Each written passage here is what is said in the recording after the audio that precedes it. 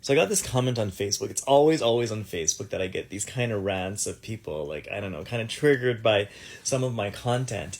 And this was about a video I made about a story, a Gen X story, where I fell off a roof and I potentially cracked a rib. And, I kind of toughed it out because that's what we did back then. My friends had, long story short, is that my friends had convinced me not to tell my parents. So I kind of toughed it out until the pain dissipated. But anyways, check out that video if you're wondering what that whole story is. And I'm not going to go through this whole long message, but the point was that they were truly doubting my story, that had ever occurred and that it was as bad as it looks. I just wanted to put a few things in perspective for those who weren't there or who hasn't grown up as a Gen Xer. I don't think people realize how hostile it was. And I'm not trying to say that, we're so much better. It's just how things were. The general environment was hostile. We were hostile to each other. Media was hostile to us. It was just a hostile time.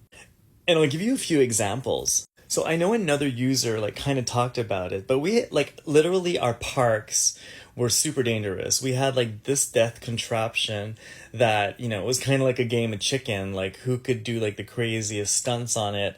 And, if you would stay at the side, you'd truly feel the centrifuge force. And if you were really crazy like me, you would kind of let your head dangle from the side there. But, it's not one day at the park that this thing would be turning that a kid wouldn't be crying. Someone would eventually get flung off. We all got flung off it, and someone would eventually cry or someone would try to jump on it. We all got hurt on this at some point, and we don't see them in parks. There's a reason why.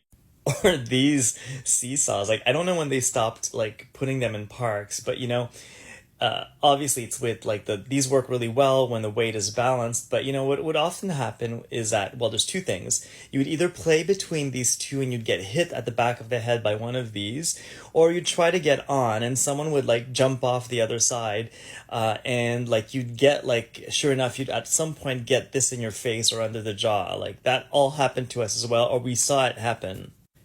These, we also don't see them in parks anymore, and for obvious reasons, right?